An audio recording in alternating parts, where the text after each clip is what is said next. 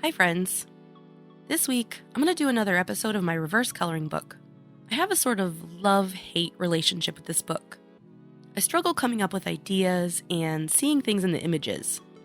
And I mean struggle. I have pictures of each of the pages that are left on my phone, and I am constantly looking at them, rotating them, squinting at them, trying to get an idea. But when I do finally get an idea and finish a page, I usually really love them.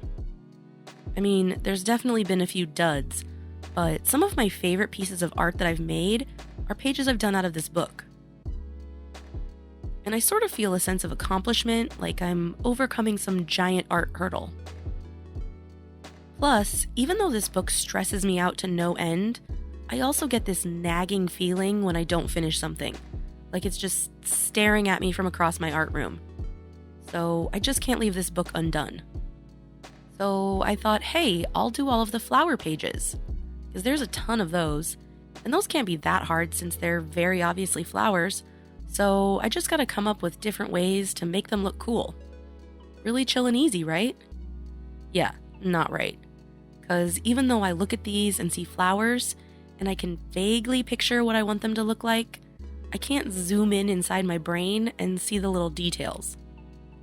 Like, I knew I wanted to outline these flowers with colored liners, but I needed to find references to know exactly what these flowers were going to look like. Are the petals big? Are they small? Are they pointy or more rounded at the end? The problem is, I don't know flowers that well. So I end up Googling things like flowers with lots of petals, and that is not helpful. But after lots of searching, I ended up making it work. And ultimately, I like how this first page turned out. So for the next one, I thought I would try the opposite colors for the outlines. What do they call those? You know the ones across the color wheel from each other? Complementary colors. But this gel pen I was trying wasn't working, so I switched to paint markers because I found that this paper is kind of finicky. I also switched the background. Well, more like I forgot to put the yellow background back down. So like I said, I'm using complementary colors, so I'm using yellow on the purple areas, orange on the blue, and purple on the yellow. And I tried to let go of working for realistic flowers on this one, since the last one took me so long to find references. Some flowers I can picture pretty easily, lilies, roses, tulips, daffodils, but some of these are just sort of made up. You know, I tried to just let go, use my imagination, and just go wherever the lines took me. But where they took me was someplace inappropriate. Listen, yeah, I got nothing. I don't know what happened, but let's just not focus on that part of the picture. For most of the pages that I didn't want to outline everything, so I left some areas sort of colorful but blurry. But after all of this, I still felt like the outlines just weren't standing out enough. Except one area that stood out too much. So I added a thick black outline around all of the bunches of flowers. And I would call this page just okay. I would not consider this one of my favorite pieces of art. So for this next one, I went back to using real-life references. I still don't know what most of these flowers are called, so I just kept Googling flower line drawings and scrolling until I found references I could use.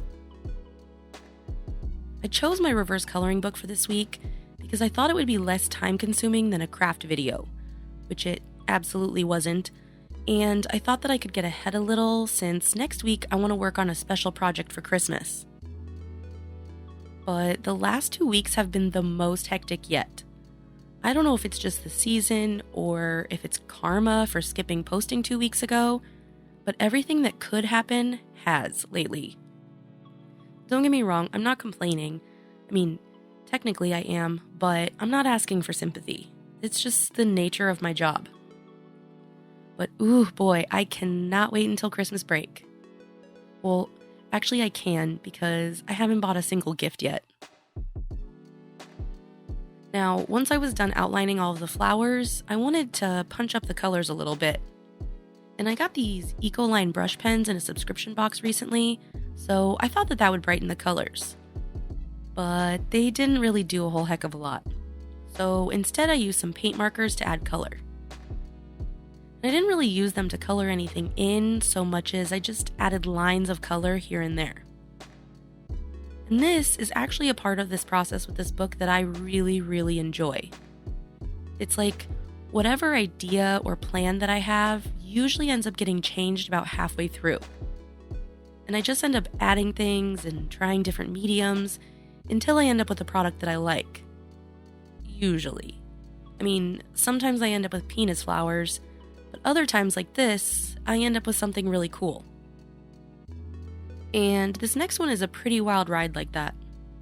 First, notice that I remembered the yellow background for a hot second. I went in with brush markers again, this time by the brand Mondo Llama, to try and brighten up some of these colors. The shapes were a lot more defined than other pages, but the colors were really desaturated, so I added some lines and shading and darkened up the color a little bit. I also added some shading to the leaves and turned these beige swirlies into pink roses. At first, I actually tried to draw rose petals, but I didn't like how that was looking, and I just sort of scribbled over them. Then I added some color to the little circles and teeny tiny flowers that are dotted all around the page. Now, we're obviously on a different day since I forgot the yellow background, and I added in the line work. I went with pretty thick lines for the biggest flowers and got a little thinner as I worked down through the roses and small little details. I also added a little thickness at the bottom of each flower for a bit of shadow. But after all of that was done, I still felt like it was just missing something. I had originally planned to color the background a sort of light pastel since there was so much white. Then I thought, what if I make it black? But I spent so much time on all the line work that I didn't want to lose that completely. So instead, I left a small white border around the outside of the lines and colored in all of the rest. It was really time consuming, and for some reason the brush pen that goes with this liner set is really streaky, but I love how this effect came out. I will definitely use it in more art. And then I had time for one more page. In this page, I actually had a really clear idea of what I wanted to do. These very definitely look like roses and lilies to me. Two flowers that I actually know, so it was a lot easier to find references to use. Since the roses were so barely there, I could pretty much do whatever I wanted to with them. So of course, I wanted to make them rainbow.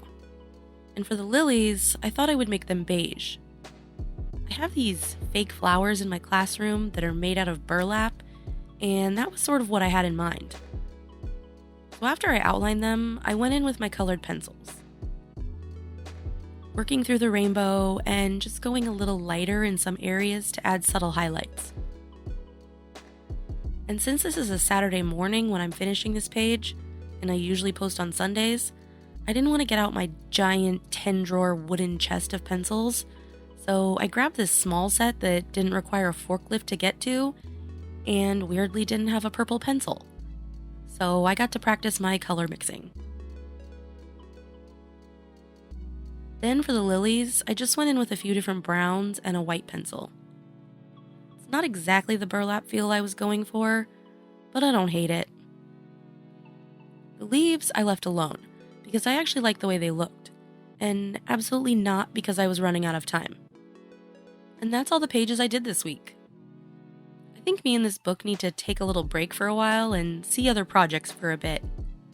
We'll get back together eventually, but maybe absence will make my heart grow fonder. What do you think? Hopefully my struggle will motivate you to push past your art hurdles. Or maybe you can just enjoy my suffering. Thanks so much for watching, and I'll see you next time.